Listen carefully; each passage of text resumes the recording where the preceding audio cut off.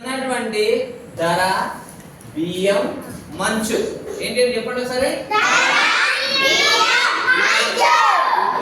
ఈ మూడింటిని ఇక్కడున్నటువంటి 5 బాక్సెస్ లో ఈ 5 బాక్సెస్ లో ఒక్కొక్క దాంట్లో ఒక్కొక్క లెటర్ నే పెట్టి దీంట్లో రాయాలి. అప్పుడు అది రైట్ అయింది.